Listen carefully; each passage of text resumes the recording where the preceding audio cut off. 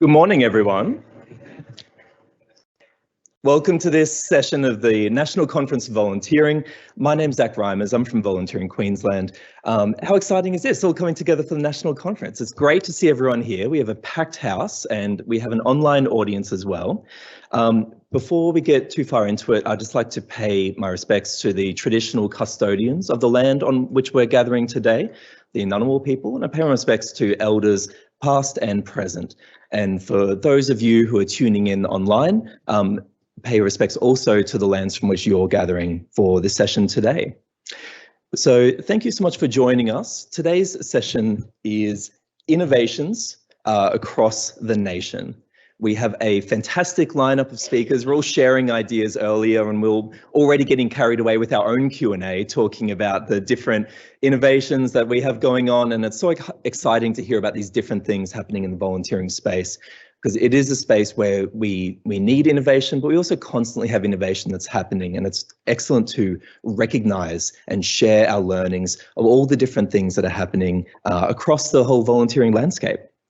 So on our panel of speakers, we're going to hear from each of our presenters, and then towards the end, we'll have a Q&A session, and then we'll be wrapping up. I would like to ask Laurie to come up and join us. And Laurie is joining us from Milparinka Tourism and Heritage, and she's going to talk to us about engaging travelling volunteers to help out in this community with a really strong history. Yes. Thanks so much, Zach, and thank you for your acknowledgement as well. Wow, so good to be in a room full of passionate people like myself. We all thrive on volunteerism, which I'm sure you'd all agree is not only just our work, but our belief system, and it's embedded in us. Now, I have written notes because I could talk on this topic for hours, so I'm going to have to try to stick to my notes as best as possible and see if this is probably not going to work. All right, I'll work off. There we go. Okay, go back to the other slide for me. Okay. All right, we'll just have to do remotely here. Okay, so for those that don't know me, I'm Laurie Mode. I am the CEO of a company called Outdoors New South Wales and ACT, but that's not who I'm representing today. I have another side passion, which is the Milparinka Heritage and Tourism Association, and a project I've been involved in for close to 3 years now. This area is rich in history. Has anyone been to Corner Country? No, not where the three states meet, New South Wales, South Australia, Queensland, no? Okay, well, let me take you on a journey. So the volunteer program I'm about to tell you about engages in tourism promotion, tourist engagement, genealogy, history research, cleaning amenities, maintenance and retail. And in actual fact, there's not much they don't do. And our roster is closed because we are full every year. We cannot take any more volunteers. So let me take you to the town of Milparinka. In November to March, the town has rarely got more than 2 people. That's 2 residents. We have 1, the publican, and 2, the other resident in town. But Milparinka has a population, according to the census, of 67, and that's 21 houses over a couple of 100-kilometre square area, right to the South Australian border. But in peak season, it's not unusual to see about 100 people in this town. But let's concentrate on the town and let me show you a few things. So the red circle is the pub. That is the precinct of the pub, and Beck provides awesome meals, a cold beer, and when the kids are home from boarding school, they'll often be found taking food orders and serving the guests. The second area is the Heritage Precinct. So back in its day, when it was a gold mining town of over 200 people population, there was lots and lots of buildings, but all of this heritage and history has been embraced into the Heritage Precinct area. The chair of Milparinka and Heritage Tourism is Ruth Sandow. She's a powerhouse. She's an ex-president of the Royal Flying Doctor Service, a co-company director with her husband on 2 cattle stations, nearly equating up to 1 million hectares in area, but very passionate about what tourism brings to this outback area. The Heritage Precinct now has 11 different spaces in which visitors can engage, entertain, and really find out more about what Corner Country has. So the next one there is the caravan park. You can see the fire pits overlooking Evelyn Creek, and it has capacity for around about 20 powered sites and about 50 camping sites with clean, very clean amenities. The next one is our local resident. That's where he lives. So what was once, as I say, a bustling town of over 200, it's now, you can walk through the ruins around the town, which was a schoolhouse, a post office, a courthouse, many more buildings that just are a figment of what they used to be back in the 1800s. So why would someone want to go? Well, let me show you some images, and I'm going to flick through these quickly. So every time you see a page turn, can you flick that for me? So you see Millbrinker was famous due to Captain Charles Sturt. Who's heard of Captain Charles Sturt? Wonderful. The explorer that believed that he would find the great inland sea in the mid-1800s. Someone forgot to tell him he was about 60,000 years too late. Retreating to small water holes in a desperate landscape with his party, the first explorers that established great relationships with the Aboriginal people as he traversed our country. In actual fact, he would have not survived his expedition if it wasn't for the Aboriginal people that he met along the way. It was a harsh landscape for Sturt, but the learnings of his party really established what the region actually has today. But aside of its harsh nature, its colours and landscapes are majestic and different at every turn. Visitors came from miles to hear the stories and see the sights. So Millbrinker Heritage Tourism was established and care and maintenance on the historic ruins commenced some 25 years ago. So being in the innovation category, I'm sharing with you a project that's been in place for 20 years. I'm still amazed at how people haven't taken up this opportunity in their own areas. Engaging her visitors, she asked if they would like to help out by helping to man the visitor centre, engage the tourists coming by. If she gave them a week's power, a week's amenity at no cost, would they come? She was flooded with volunteers, and so the program commenced. In the early days, they helped to find artefacts, display them, or interpret them, which has now turned into managing a retail shop, researching local genealogy, and much more, and also cleaning toilets. The program has now been running for 20 years and due to weather can only operate between March and October, because if you go out there in the summer months, you could experience up to 50 degrees in the day. We have a roster of 120 people, 60 groups that are rostered over 34 weeks. You can see why the roster is full 12 months in advance, and sometimes couples have no issue in staying another week if someone unfortunately pulls out. For the price of powering a caravan, a shower and toilet facilities, we throw in a meal at the pub for every week worked, and volunteers keep coming back, being the face and the changing face of Millbrinker and Corner Country. The landscape entices visitors, but knowledge of our volunteers engaging our visitors of the amazing history of the area. With the recent grant, we now complete the Sturt Steps. We're retracing the steps of Charles Sturt, and these days has more opportunities to engage in the landscape than ever before. The dingo fence has been there for decades, but now has a new purpose with wild deserts when they're re-engaging our extinct mammals back into the landscape. But it's not just a long drive. It's a landscape with many stories. Here you can see James Poole's grave. He was a second in command to Captain Charles Sturt, dying of scurvy on the expedition. But these stories are best told by people.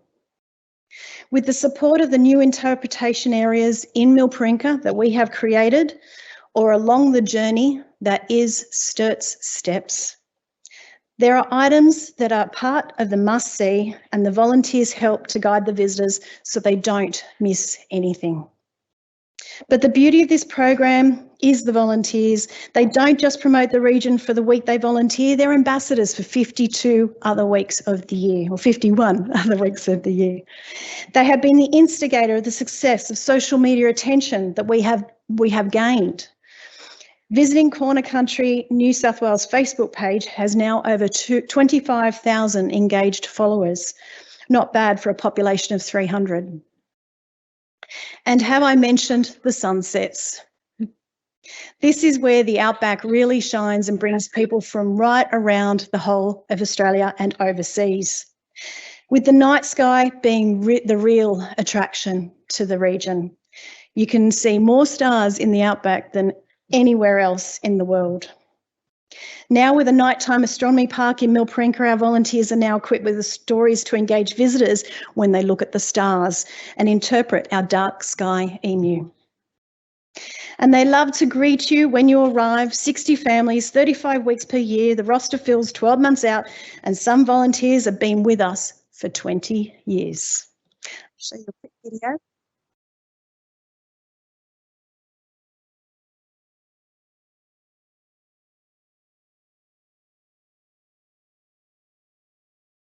That sound? Yep. Did I?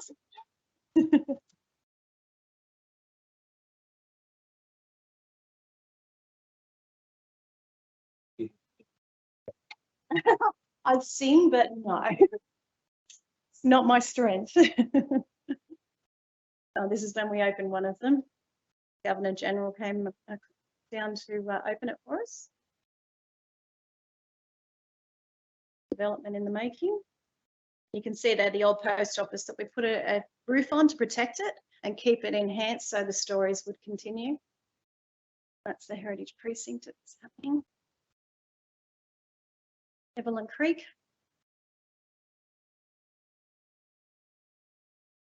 Much better with the music.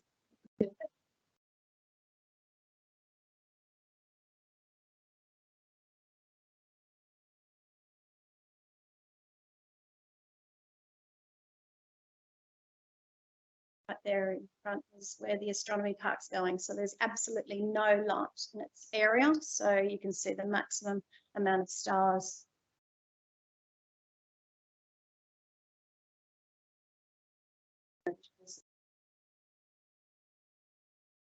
That's the Gold Mining Museum.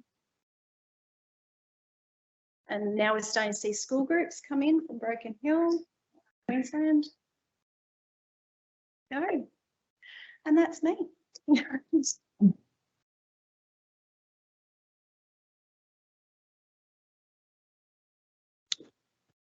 Thank you so much, Laurie.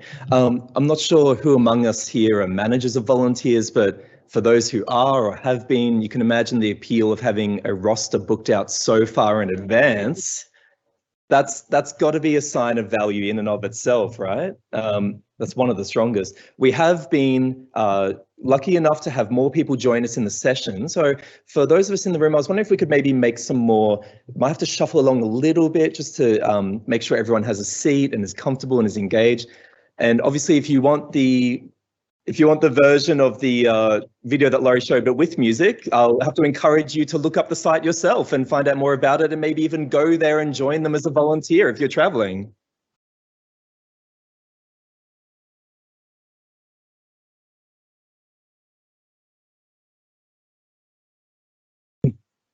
Fantastic. All right. Thank you so much for your help with that, everyone. I'm sure those who are stranded on the stairs really appreciate it.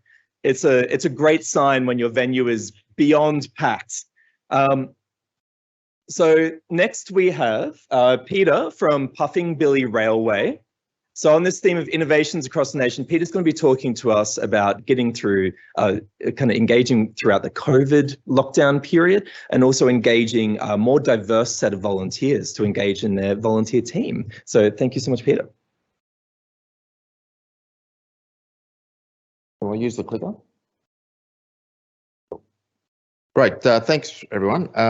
I'll jump into it because I've only got 10 or 15 minutes. So Puffing Billy Railway is obviously an iconic heritage experience in Melbourne, but I do want to know I come from Wurundjeri and Bunurong country where Puffing Billy operates, and so I pay my respects, and obviously pay my respects to any of our First Nations people that are here today. So yeah, jumping straight into it, Puffing Billy is a heritage railway that started in 1900 as a normal sort of government railway that ran up into the hills. We are now a not-for-profit agency that obviously is a major tourist attraction for the Dandenong Ranges, just outside Melbourne, around about 45 minutes from Melbourne. So we have around 350 staff, plus a new guild that we are operating, which is for retired volunteers that when they're not active on the railway, they can move into our guild, which is a welfare program or a connection program, and around 110 staff. So Puffing Billy's been on quite a journey. as mentioned, so the railway line closed in 1954 with a landslide that happened along the railway. The railway never made a profit in all its history, apart from when it became a tourist train. So it's now it's the second oldest preserved railway in the world. So it's saved by volunteers back in the 1950s and started operating again as a tourist train. We're approaching 13 million passengers we've carried in about 60 years. And obviously it's a volunteer staff model. Our true, I guess, point of difference is allowing people to dangle their legs out the side of the train as you go up the road. So we have had a few challenges across, as mentioned, COVID's one of them, but we had a bus incident in 2018, which the rail regulator stopped us allowing us sitting our legs out the side of the train. That sort of an immediate drop in our domestic market. Ombudsman report that we had in the railway, which is a part of our history that we need to acknowledge. And obviously that led to a bit of loss of corporate knowledge. We had bushfires in 2019 and 20 that sort of didn't directly affect the railway, but affected tourism. And then the COVID shutdown, as we all know, Melbourne, particularly Melbourne, was extremely affected. Oh, I've lost my. It was a very dark time for COVID. I'll get that back in a second. But what it did, so pre-COVID, we were carrying 500,000 passengers per year, which was pretty much unsustainable. It wasn't a great experience for our volunteers, wasn't a great experience for our customers. We weren't dangling our legs out the side of the train. So we dropped in our peak of COVID, we dropped to 50,000 passengers. So that was a big drop for us. And of course, financially, it was a huge hit for us. But to reorganise, rechange, and we're trying to build back better, which is part of the key message. We're trying to turn the railway into a sustainable heritage railway. And it doesn't look like I'm getting the projector back. So yes, I won't be able to show you the slides. But anyway, the Puffing Billy All Aboard project is a project funded by government that allows us to look at our volunteers, reconnect with our volunteers, and also look to approach new volunteer groups in the railway. So we partnered with a range of other railways, all the other heritage, 4 other heritage railways in Victoria, to do surveying of why people had left the railway sector, the volunteering, and then also look at opportunities to connecting to the called communities. We found that across all of the heritage railways, the other railways had no volunteers that identified as being from the called community, so multicultural communities. And then we have 11, which is about 0.3%. So it's a very low percentage of people for whatever reason. Heritage railways are seen as a white Anglo-Saxon sort of community that's a general volunteering. So we did some surveying with our former volunteers, both formalised telephone surveys as well as face-to-face online, and then we also looked at identifying opportunities in the called community.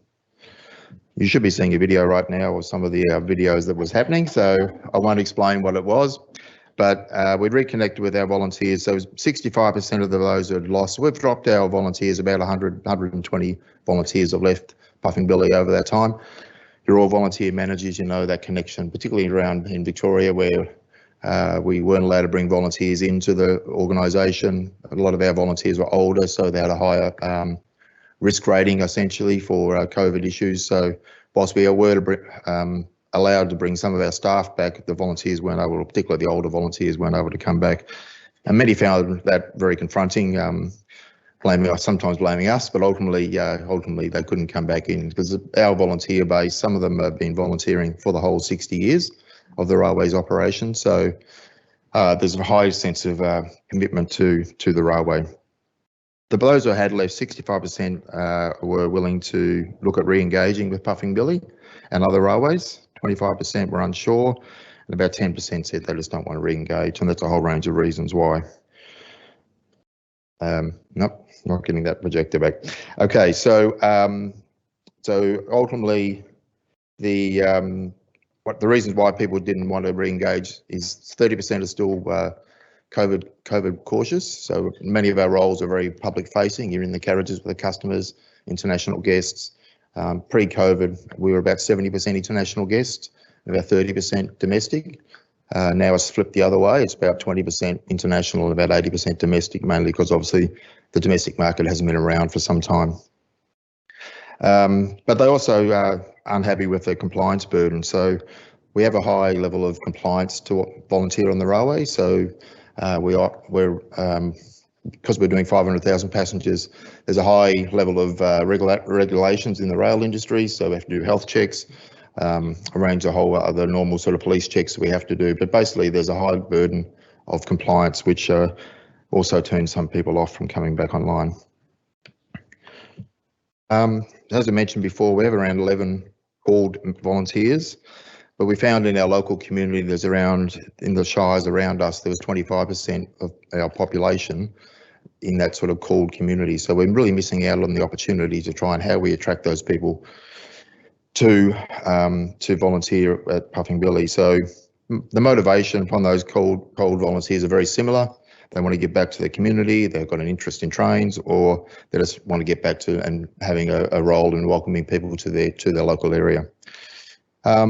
So the video I was about to play, which was, we've developed a whole range of new video materials, which sort of try to how we can break down those barriers, especially those cold communities coming into the organisation. So some of the volunteers that are in our cold groups volunteered to come forward and be in front of videos, and you know, it's very brave of them in many ways to identify, and some of the videos hopefully we'll be able to show you sometime through the day.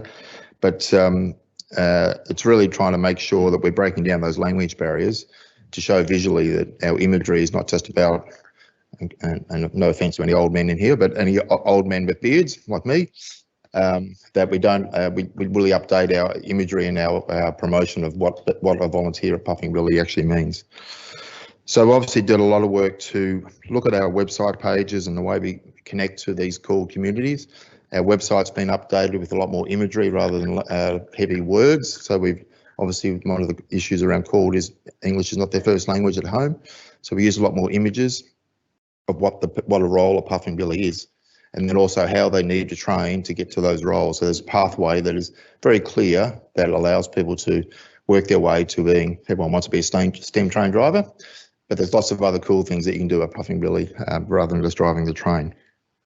And then so we've updated our website, as is mentioned. So once again, we'll be able to show you some of those website images at some stage. And then a lot of heavy social media materials that we've developed, videos, other sort of posts ready to go to roll out. Our website was launched last week. The whole project was funded through the All Aboard project was funded by the Department of Family, Housing and Fairness, which for Puffing Billy is the first time we've actually been able to get funding from a different part of government rather than just being heritage. That it's really about trying to reconnect with our local communities and build back better.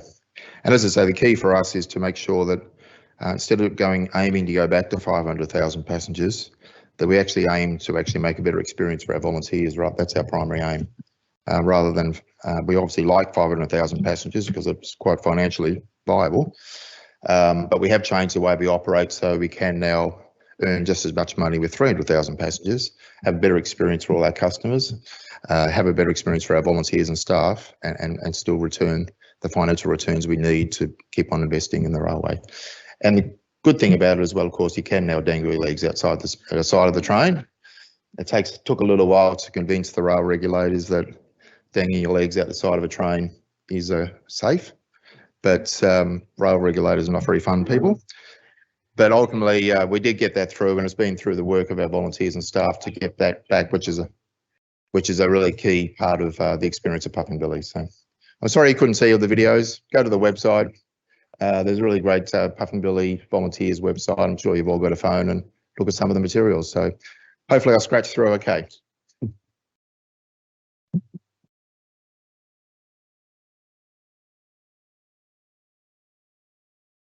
Thank you so much for that, Peter. For anyone on the live stream, they did continue to see the slides. So just so they may not be aware, the projector in this room has overheated and someone is on their way to come and have a look at it.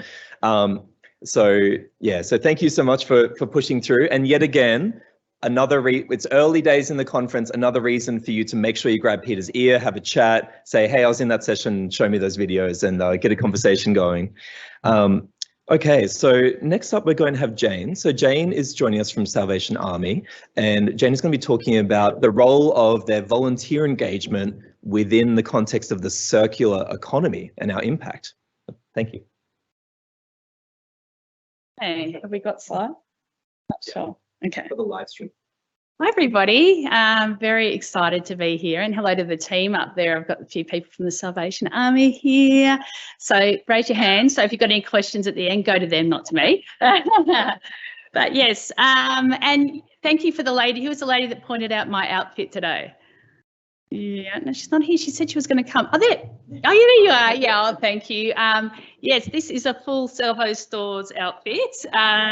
And actually the skirt is online, but I'll get to my presentation now. So, so we haven't got slides? We have? No. Okay. Online. Okay. So hello, everybody online. I hope you enjoy this.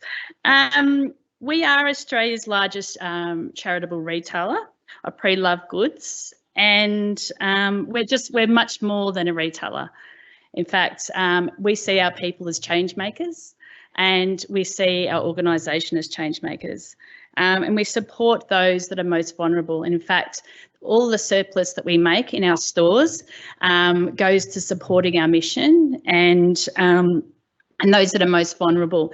We support, I think, 3 vulnerable people or disadvantaged people every minute with the money that we make from stores. So we're a commercial business though. We have 7,000 volunteers, or more than that. How many, Trace? More than that? 72. Oh, there you go. She'll tell you exact. It used to be up to 10,000. So we've got some challenges in raising our volunteers, lifting our volunteer workforce.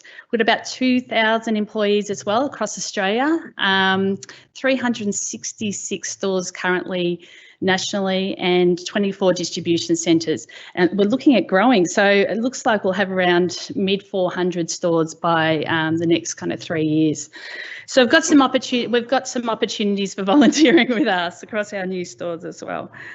We are online too. People may not know that, but this skirt, my honey, I think the lady called it as I was walking, it's a honeybee skirt I bought online. And yeah, so you can go in online, you can basically Google Nike shoes and they can come up. So it's a whole new market for us that we've opened up through the online. And this has been forced through COVID. I mean, all of us have had to rethink the way we do business in COVID, and that was no different for Salvos Stores. We've also got a new strategy.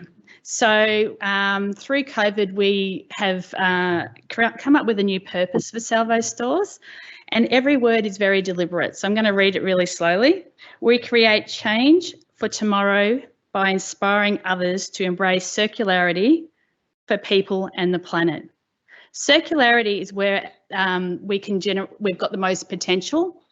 That's about reuse of products, but also we reuse of products in regards to the planet. So we have an environmental side of things, and we also have a people side of things. So I'll talk a bit more about what that means as I get through it.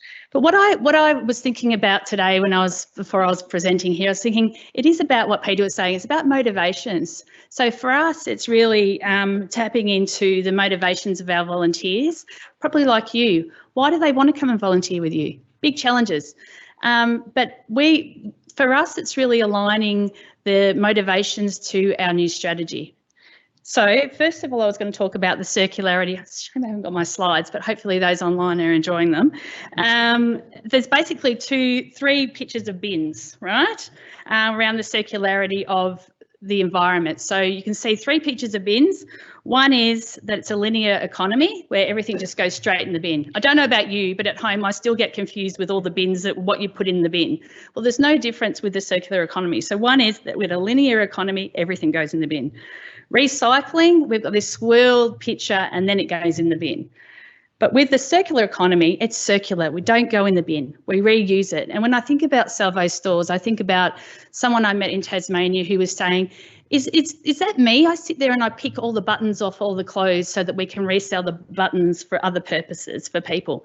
that's absolutely circular economy. It's not going in the bin, we're rethinking the way we use it. So keeping it simple for our people so they understand that. We see ourselves as advocates and we enable the circular economy through the way that we do business by keeping that loop alive. And in fact, in the last 12 months, with 32,000 tonnes of materials we've kept out of landfill, and 588 tonnes of GHG, which is gas. I mean, you're laughing at me. Yes, emissions we've basically avoided through the landfill. But, you know, we're talking about things that are, you know, very business-like, talking about this from a volunteer's perspective, but it is actually about our volunteers. It's about understanding their expectations or their motivations. So when we did a bit of research around our new strategy, and because basically the environment's changing rapidly that we're in from a business perspective, and we understood that some of our volunteers are also, you know, more digital, want to work online. So we've actually got more online opportunities now. We're selling online, so we're upskilling them from that perspective. We're also understanding that from the research that we've done that people are now more inclined to trust a more decentralised kind of local experiences. So our stores, that provides us an opportunity for our people to go into the local stores and volunteer versus actually trusting a more larger organisation. If you think about, I think about myself. I get on Facebook and I look at my local community and someone says, oh, I just bought this down the local cafe. You're more likely to trust them, right, than actually some big organisation. So that provides us with an opportunity. The other thing that's happening at the moment, there's a massive boom happening with charitable retailers. So in the next kind of 5 years, it's predicted to grow by 127%, the reuse market. So that is a bit of a threat for us because obviously it reduces the donations that we get to our stores, but also our volunteers. So we have to rethink things. But the good news is that we are in the sustainability market, and that used to just be a segment for our customers, and now it's actually a motivation across the board and for our volunteers. No more slides still? This was my favourite slide. Okay, anyway, so what you would have seen on this slide was actually a circular workforce. So when we started looking at our strategy, I started thinking about things from, a people perspective. And, oh, how lucky. That's good. I didn't imagine trying to explain this.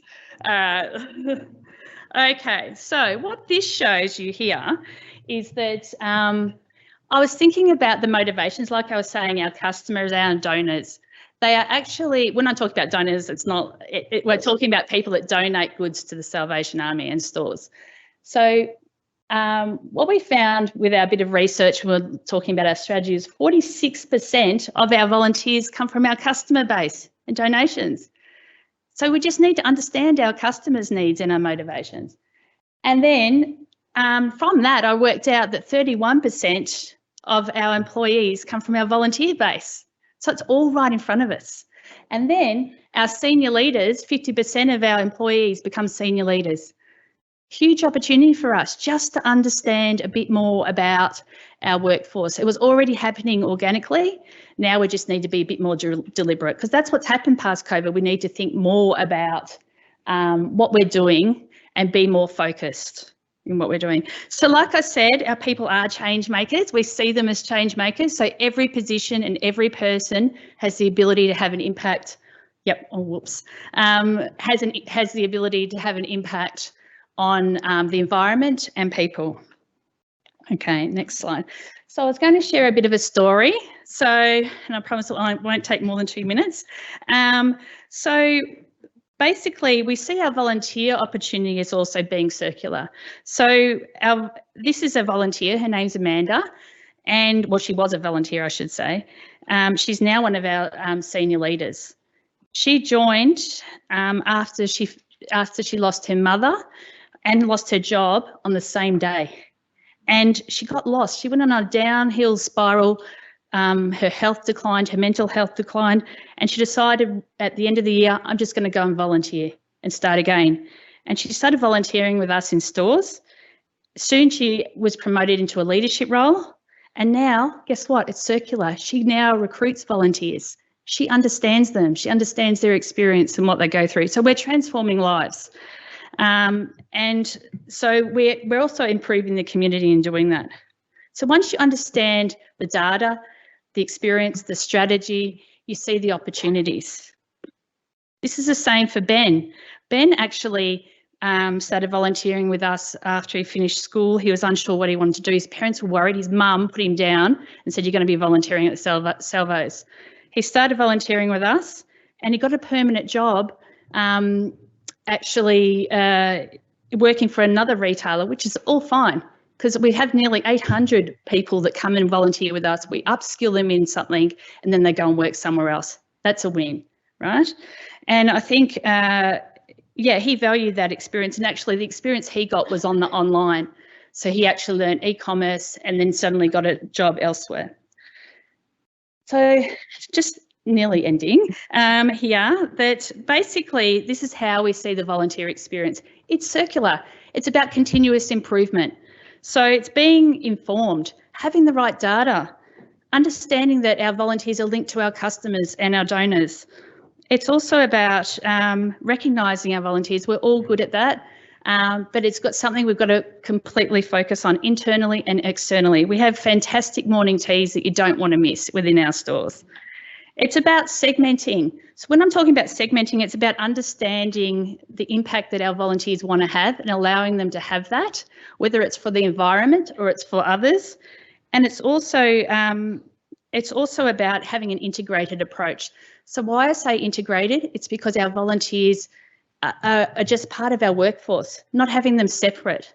They see themselves separate, which they shouldn't. I don't know about you, but some of our volunteers will say, oh, we go into a store and they don't want to say hello because they're just volunteering. It's no, you are part of our team. You are a change maker and you'll bring change for tomorrow. So lastly, I leave you with the thought, have you thought about circularity and how, and when I think about circularity, it's about being a bit more strategic and really being a bit more deliberate around what you're doing with your volunteers to ignite, you know, some future opportunities for you. Thank you.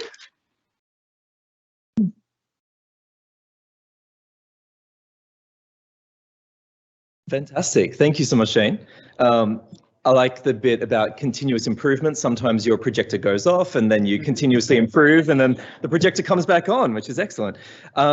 So next up we have Rob. So Rob's from the Family Drug and Gambling Help Group, but specifically a program, SHARC, Self-Help Addiction Resource Centre. So Rob's going to talk to us about sharing the lived experience of people in that situation and how that fits within their engagement of volunteers.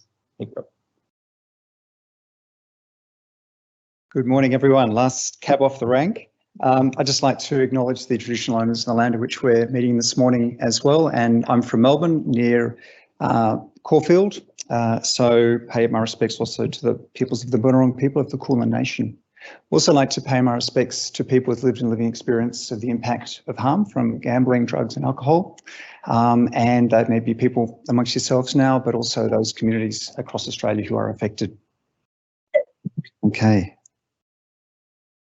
So I'm glad that the video is up because I've got a couple of pictures of dogs, which is very important because dogs are an important part of our culture at SHARC. So just a quick overview. So I'll just be talking about volunteering at SHARC, what that looks like at our organisation, just the significance of the power of lived experience, the silver lining of COVID. A lot of positive innovations have occurred because of COVID, despite the huge impact that's obviously had. And the symbolism, of course, with Peter with the dark screen, it has been a dark time, of course, but very much an opportunity for innovation. And what that really means in terms of how we've innovated the volunteering process. So in terms of the program that I manage, so we're a small organisation, but it actually has a large statewide reach. So Family Drug and Gambling Help, we work with volunteers across the state, but in particular in Melbourne, and we offer a number of services. So we would have over 70 volunteers in our program. We provide a telephone helpline, which is staffed by volunteers with their own lived experience. So in this presentation, although we're talking about innovations, I could also be talking in the other section, which is about significance of lived experience, because it's a unique place where volunteering can really make such a difference in the community to instill hope, but more importantly, addressing shame and stigma, which we know are huge barriers for people to get support and to actually make significant changes in their lives, because we know that when families are well supported, the positive impact is that that can have a positive impact on the person whom they're concerned about as well, whether that's a friend, a significant other, or what have you. Another program too that I'll be touching on is a program called Three Sides of the Coin, which is an extraordinarily innovative program. And also that in terms of SHARC, so Self-Help Addiction Resource Centre, very much grounded on lived experience, but there are other opportunities for people to be able to volunteer in this space. And for those not from Victoria, we had a recent Royal Commission into Mental Health. And one of the huge recommendations from that was the significance and power of lived experience to really be able to draw on people's own experience of the sector to inform change. And that really relates to volunteers as well, and families too. So just a couple of shots of our wonderful volunteers. We have extraordinary people volunteer, as you all know, amazing walks of life that people come from. We've got retired CEOs, we've got people in business. So we have people who come with extraordinary skill sets, but the common denominator is that at some point in their lives, they were affected by the impact of one of their loved ones' drug and alcohol use. So they would be on a trajectory of life, and then all of a sudden their life is turned upside down. And that's something that we see is a huge issue in the community, but to recognise that people aren't alone and that they can actually reach out for support is a huge benefit. We have volunteers who've been with us for over 10 years, so we regularly attend all the different award ceremonies. We've had some at Government House, others within the local councils that really celebrate and give the whole vision of what volunteering is about. These are again some of our volunteers, and as you can see, dogs feature. Mine's Millie in the middle. She's the head of the board of management at SHARC, and this is her being humiliated in an elf costume. But we have other dogs that come in, and we have Layla on the chair, who's an excellent caller as well. We also provide canine support in the helpline as well. One of the lovely images that I like, and I think that the profundity of the Japanese art form of kintsugi is something that's broken but then reformed into something that's even more beautiful. And I think that volunteering does that, and it gives the silver lining or the gold lining that joins something that's in fact inherently more beautiful but more powerful, because it instills hope and direction. And I think that during the COVID times we saw that as well, that the power of innovation and support to make a difference. Now, I just want to play you a video, and hopefully this will work. And if it doesn't, just go to our website, because it's amazing. Something that is really innovative is a program called Three Sides of the Coin, which has been going for about 10 years. And it's about people's lived experience of the impact of gambling, either as someone who was affected by gambling or as an affected family member. Now, the power of this is that people's stories of the impact of gambling is enacted. So they're not actors, but they're actually authoring their experience in dramatic form. Now, what that means is that they actually get up in a forum like this. They might give a performance, they might present to clinicians, they might present to the community. So they're volunteers, but they're fierce advocates for change and around the impact of gambling. Now, what's unique about this program is that it's always been face-to-face, but because of COVID, we got some grant funding to capture this magic in film form. Now, what's special about it, and unfortunately there isn't time to show you a whole, sound? No, go to a website and you'll get the sound. But we have Catherine Simmons, who's OAM. She got a gong for her amazing. And what it does is it really captures the essence in a guttural way of the impact of gambling. So we present to clinicians, and even though we have an intellectual understanding, yes, drugs and alcohol gambling in the community has a huge impact. You walk away with a real sense you felt something. And it really stays with you, even if you see the same. They're never the same, because they're uniquely tuned to a different audience. And what this video is allegedly going to show is the different examples of some of the performances which have been created on film. So Chandana is someone who was an affected other. That's Catherine, the artistic director, was going through some of the performances in terms of the craft. Ken was a policeman who went to prison and has come out the other end and is an amazing advocate. His story always makes you cry. Amazing story. And so if anyone is interested in learning more about this, they can get in touch with us on our website, because what we're finding is that we're actually reaching out across the country. So we're connecting with the ANZ Bank, corporate sector as well, because of the importance for that corporate area to know about the impact of gambling, especially in their welfare departments, but also financial counselling. So it's a very powerful way of actually getting a sense of the impact of what's really happening. So this is about horse racing.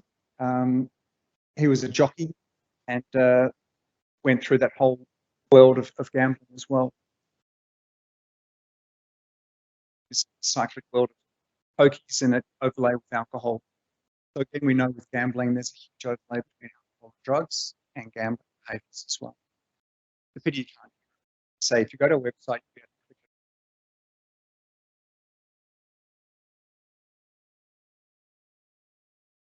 And that's Chandana in a reimagined, well, a new life. And that's Sunana, who's was also an affected other as well. So we have developed a guide which goes through how that can be used in educational forums as well. And the important thing is that if we had more time, they would be actually here performing for you. But our 10-minute slot doesn't give us that opportunity. But literally we'd have workshops to go for an hour or half a day as well. And then the question and answer would occur. So Ken, who I spoke to, who went to prison, we presented at a drug and alcohol rehab, about 70 residents, and you could hear a pin drop. And what was amazing was that the power is afterwards the conversation that you have between the volunteers and the audience to whom you're speaking. That's where they really connect with the stories, and you realise how prevalent gambling is, because we don't speak about it much. Yet we know in Victoria, for example, $2.2 billion in 21-22 was spent on gambling. And we know that it tends to be the most vulnerable cohort in the community that are most affected. But of course, you know, that is not well known. And yet the impact on gambling is a real scourge in the mental health and the fabric of our community. So highly recommend that. In terms of how are we going for time? 2, excellent.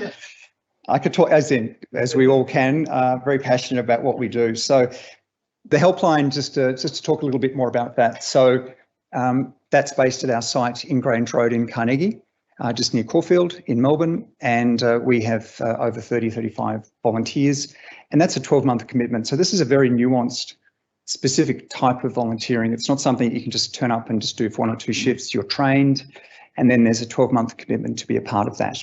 But the rewards are enormous. And I was at a conference actually presenting on our programs on Thursday, and a clinician comes up to me and we were just chatting. She said, you know what? My mum rang your service because I was a drug user 10 years before, and she didn't know where to turn. She went into your program, she attended your education programs, your helpline was amazing. And that actually helped me to make new changes for what I wanted to do, because she was not focusing on accusing her daughter of why aren't you getting better, why are you using drugs, but rather getting support for the parent. And here she is, she's gone through her own journey, and now she's a clinician and is able to model the hope and change that we know is real and is very possible for people. So it's those good news stories that instill hope, because families are very much in a very dark place where they feel like there is no hope. And of course, sadly, there are situations where things don't work out as well, but life does go on and there's hope, because there are other volunteers who are part of a supper club, which is a bereavement group, who are able to help with that healing process of change as well. So we're really holistic in recognising and being pragmatic of the impact, but volunteers are very central to that. And support groups, the same thing, community groups in different places across the state where they volunteer their time and do this online. So that's been one of the innovations for us, is the online delivery of programs, which hasn't actually affected rapport and engagement as we thought it would, because our programs generally are face-to-face, but we've been able to adapt and have it as an online program. And a mosaic of hope, that's it from me, given the time. Lovely. Right.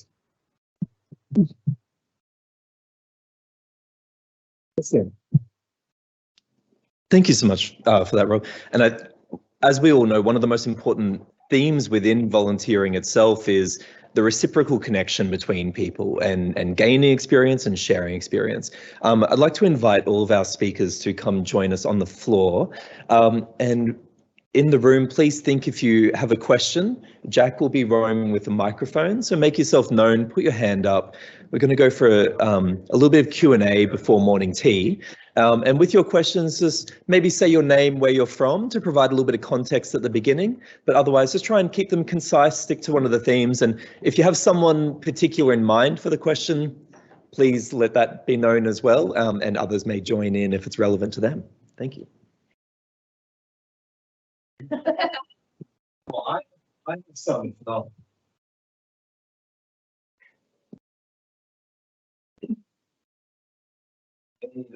the live stream. My microphone. Hello. Oh. Hello. I think it's turned down very low. Maybe. There is something coming through lows. While you consider that, Jack, maybe we can just have a question summing up in the room.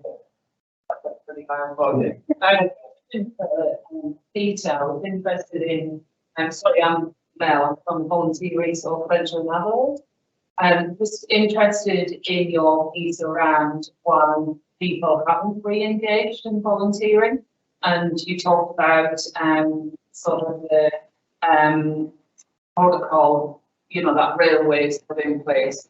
Just wondering if you've seen that people are more resistant to that protocol after COVID than before COVID? Probably more resistant. When we shut down the railway, we took the opportunity to I'm really having fun with the AV, and it's good. I won't go away in you for studying, that's for sure. So sorry, we shut down the railway. We then went through a process of requalifying everyone in the railway. So over many years, we had a lot of corporate changes, mainly from the response to the Ombudsman's report that we had to implement around child safety. So everyone who'd been there for 20, 30, 40 years had to go through a reconnection, and that's qualifying, which offended a lot of the people because they've been there 20 years. I've been doing it for 20 years, mate. Why do I need to do child safety training? You know, so, or go back and do medicals and all that sort of stuff. So, so that was an environment that we're in. But I must say though, the new volunteers that are coming in, because we all know wherever you volunteer now, you got to go through a compliance hoop. It's just because we have a very high number of volunteers that have been there quite some time, that resistance to doing all the qualifications was probably high, but we have worked our way through that. We're trying to remove barriers as much as we can, and Adele, who's our volunteer coordinator, who's here today as well, does a lot of work to help chaperone people through that compliance requirement. So the rail industry is just a very highly compliant. We have to do a Cat B medical, which is very good because it does help some of the volunteers find medical issues that they weren't aware of at the time, which is good, but also gives us protection that, that when they're working on the railway, that they've got suitable skills, that if a train's coming, they'll hear it coming and not get run over by it. Yeah. Excellent. So for anyone online who missed the question, it was about volunteers. Sometimes there are certain systems or protocols that they need to comply with. And so when the lockdown period of COVID had passed, were people resistant to that process? Do we have any other questions? Please put your hand up. We have one in the front here.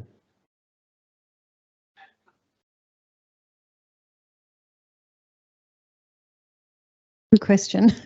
So I'll just repeat the question for those at home. It's about the onboarding and training for those volunteers who are travelling, who are part of the program that Laurie was speaking to. Similar to what Pete was saying, these guys have been doing it for that long.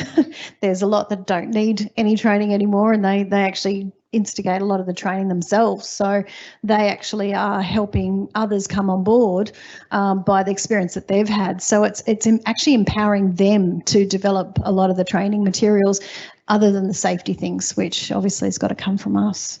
But yeah, it's happened organically. And that's the beautiful thing about this program, is they really have a great support mechanism. Even when they're in town and they're not sure of something, they reach out to the other volunteers if they're at home or in Cairns or WA, and they'll often get that feedback about what to do. Excellent. We have one up the side here.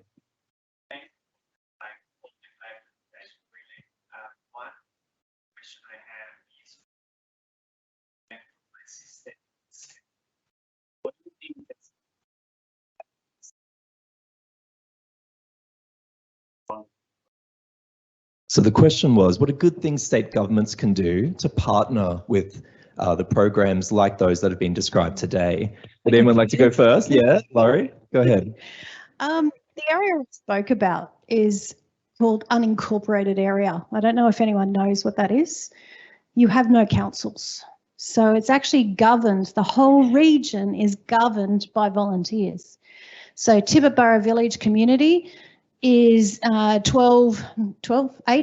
volunteers that are the council, if you like. They get funding from Crown Land and they volunteer their time to implement infrastructure improvements, is what councils do for council areas. So governments need to wake up. We've got an area that has a huge economic return from a tourism sense, and we have no support out there to drive a lot of the outcomes. Everything that I spoke about today has been instigated by volunteers, and Ruth is the brains behind Milprinka Heritage Tourism. She's doing it on her own. Yes, we apply for grants, and yes, we're successful because of the remote nature, as well as obviously we can prove it. But we don't get any Destination New South Wales support. We don't get any ongoing funding to put into things like this. We've got to put our efforts down, volunteers' time and effort to apply for these grants before we can actually reap the rewards of it. They've got to sit up and take note, because this area has a huge opportunity for the whole of Australia, and it's really quintessentially Australia. So we need them to see what we're doing and get involved. Would any of the other panelists like to speak to that? We've changed our grant strategy in many ways. The railway used to be just applying for heritage grants and restoring trains or whatever. But we're very big on trying to develop partnerships before the grant program comes out. So we partner with Reimers, the Eastern Ranges Volunteer Resource Centre. I'm sorry, I'm looking at Adele. But we try to look at we establish the partnerships before these grants come along. So once again, you're not scrambling for token letters of support. You're actually got a strong connection. Obviously for us, it's connecting with our local community. So we're trying to make sure that we're well ahead of that, not just for grants, but we actually get a benefit of connecting with our local community. So yeah, pre-plan, get your connections in place. If it's disabilities or whatever, make sure you got those connections in place well before any grant starts floating up, because usually the grant you've got 6 weeks or 8 weeks to put an application in, and it's always a bit of a rush. And I'd just add, in terms of the drug and alcohol sector, which we're a part of course, is that we do have some state funding that supports the helpline. But when you think about what the contribution of volunteers is across that sector, there's so much enormous potential for that to be properly funded and resourced. So I think there's a lot more that can be done, and that's certainly something we're advocating for, as well as grants that help to set up programs like this. Groups.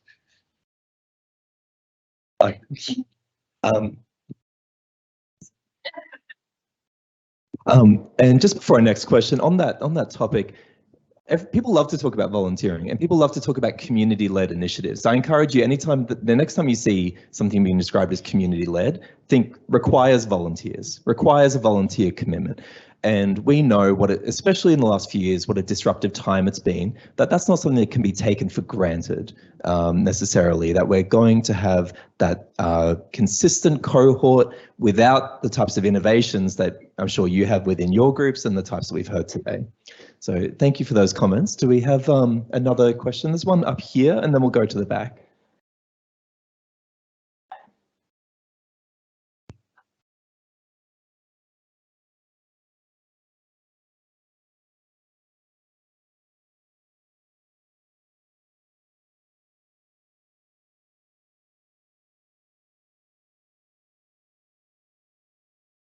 So the question was about recognition programs for volunteers, recognizing their contributions, celebrating their contribution.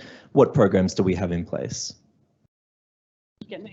I'll just quickly, we have a Hall of Fame, so all the photos of where awards have been done just internally. Obviously, National Volunteers Week, we give gifts as well at that time. and really promote. I think the work we need to be doing more is acknowledging the role and function of volunteers on our website. I think there's much more we can do for that sort of recognition, but there's a very strong culture of support and valuing the volunteers. They love it. They love it. But I think there's always more that can be done. So that's a big thing for us.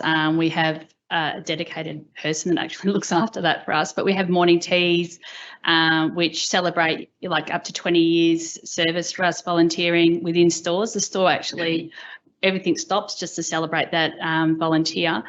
And we also do external awards. So we actually invest time to capture the story of our volunteers and to share that externally, so they get that recognition in what they're doing. But absolutely, I mean, recognition, I think actually volunteering becomes your culture and it becomes your recognition. So it's part of the whole culture of working for us within a store, is recognising that people are doing it because they want to be there.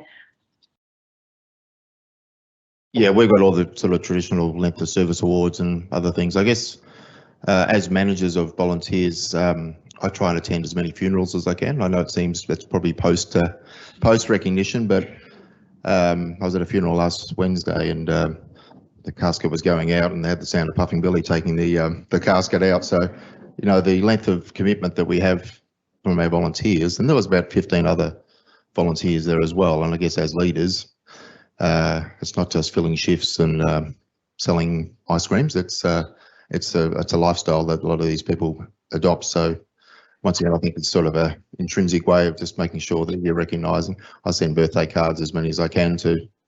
It's a little bit hard when you get 350 volunteers, but and also staff as well. We have a recognition night for our staff and volunteers. We're really trying to push a one workforce strategy.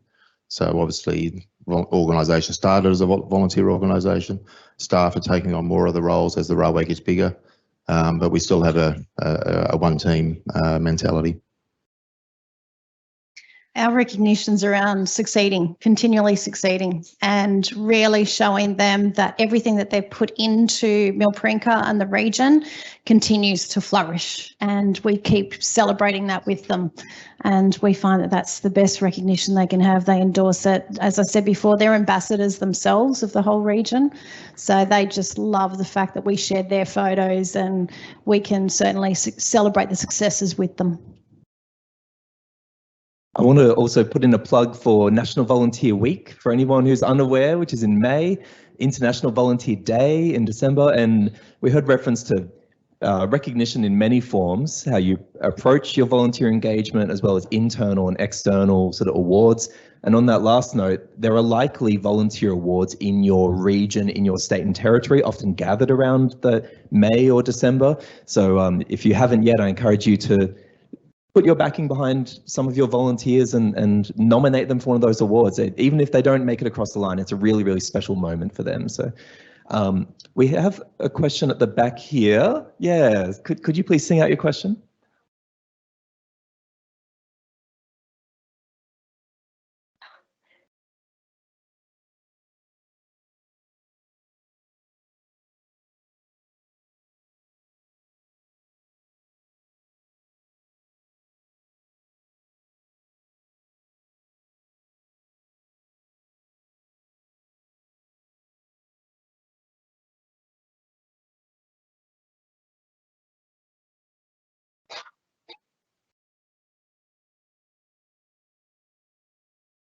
So the question was about often the stereotype of the volunteer cohort through organisations is seniors. How can we approach other groups and especially younger groups through our volunteer engagement? Would anyone like to go first? I'll be really quick. We don't target anyone but the grey nomads for obvious reasons, that they've got the time and the energy and the will to come out and spend a week, 2 weeks at a time. That being said, we have a huge travelling young youth market pre-COVID, and now we're starting to get them back now, which are international tourists that actually service the town's facilities. So they're behind the bars, they're cleaning the rooms, they're doing all of the jobs that are needed so desperately in our region. At the moment, one publican we have in Tibooburra is cleaning rooms, pulling beers, cooking dinners, serving, taking orders, making bookings for 2 weeks' time. It's not sustainable. So we need our youth back in the jobs, but certainly we're still targeting the older people because they're coming up for 2 weeks at a time. Yeah, we don't have a formal under 18 volunteer program that was suspended in 2018, but that is planned to come back. We're now employing under 18 people.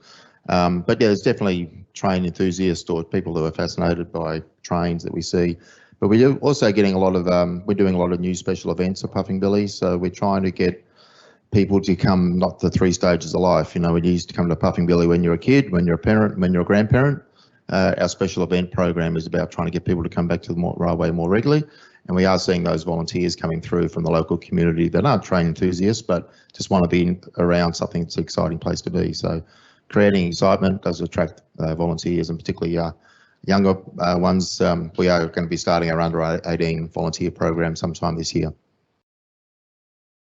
We certainly are open, and we have a lot of students come through who then, with their own lived experience, either as a sibling or as a child of someone who's been impacted by AOD or gambling. So we have a lot, and we had one who got the Young Person's Premier's Award for volunteering as well. So it's really exciting, the diversity of people that you get, and across the age range as well. Yeah, so we're partnering with universities, and that goes again to looking at the motivation. So the younger generations generally, I don't want to generalise too much here, but is more interested around the environmental and sustainability. So it kind of links in with our business strategy as well. So there is lots of opportunities with the universities and working in a way that the students want to work with us. So making sure that we are flexible in the way that we engage them, and that they do get the opportunity, whether it be, you know, to upskill in certain other areas, or even just working with a blended workforce, you know, different people within a stores. I mean, you can have someone with a disability, you could have someone, an aged person, and it provides them with an opportunity that they may not have. Even I've heard stories where there's actually partnerships around, you know, someone's become more of a grandparent to that person, that younger person in the store, and it's provided them a mentoring in different ways that they don't get from university. So lots of different ways. Just again goes back down to the motivations of the volunteer and understanding what the opportunities are externally. Amazing. And that one of those points, in my opinion, is really important around allowing the flexible engagement, because just to go to the premise of the question, it's not even necessarily that young people are less likely to volunteer, but they might be less likely to volunteer in the most traditional, locked in, consistent, long commitment format, because no other aspect of their life requires that necessarily. Everything's on demand. So we have time for one more question, and I did see someone with their hand up right at the back, that gentleman there.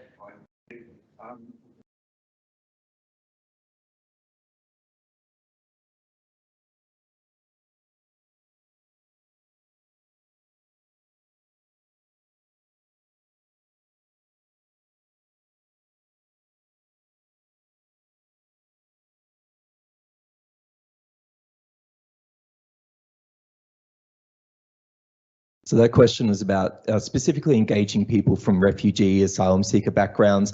Volunteering is a pathway to employment, but if you're successful in that pathway, by definition, they may leave your system and you have high turnover. So how do you manage that process? That's something that comes up in your role, Jen. So who leaves? The volunteers leaving? Right. Okay. Yeah. Yeah. And is it that it bothers you that they get that upskilling and then leaving? Right. Okay. So I see what you mean. So they get the upskilling and then they leave, and it gets quite frustrating. Yeah. No, I think that we actually celebrate, considering we actually measure it. We actually celebrate the fact that we're upskilling the community. I mean, that's the whole purpose of the Salvos, is to be able to support people that are vulnerable and give them the opportunity. So I actually think that that's something worth celebrating, that we can do that. And in fact, in moving into the future, we'll be providing, going to what you said before about one workforce that we see is integrated, providing more learning experiences and more training to our volunteers. And we're not going to hold them to, now you're leaving. Actually, we're actually creating a better change for tomorrow, which is our strategy again. Would anyone else like to jump in? We have time for just a quick comment. I'll just add to that. For us, it's about having clear expectations of the role. And so for us, we say, it's really a 12-month commitment, but clearly people either do get a job or move on. And of course, that's fine. But given the level of investment that you make, I think it's really about that communication and being upfront about that. Yeah, similar. I think one of our time competitors is employment with some of our volunteers, and also childcare, because a lot of our volunteers are now doing part-time childcare for their own parents, so for their own kids. So yeah, so the volunteer space has become a lot tighter because people's time has got less available, I guess. So, but yeah, it's an issue, but we generally try to keep people engaged. There's a cycle of volunteering. When they're young, 18 to 20, they've got lots of time. They get a job or they get kids, and then they come back when they're 35 or 40. So we have a number of those volunteers that will come in and out of the organisation as their time allows. And Laurie, if you're targeting retirees specifically, pathway to employment may be less of a concern.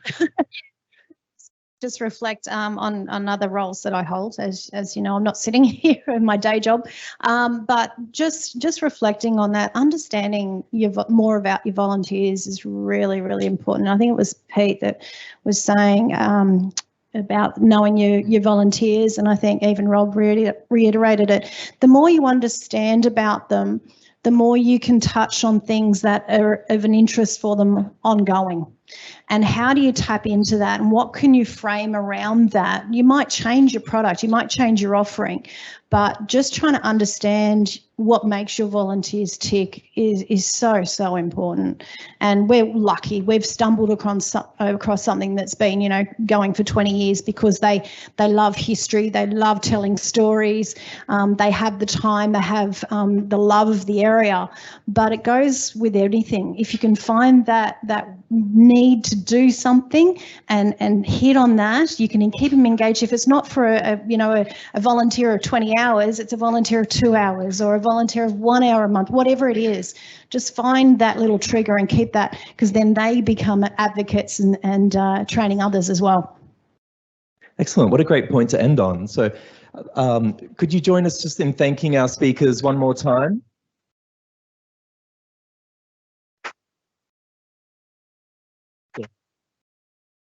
And thank you so much for joining us for this session. It's been an excellent session. So now we're moving into morning tea, which is on the ground floor, unless you're streaming from home, in which case it's in front of you. And we have a quick thank you for our speakers here as well. So thank you so much, everyone.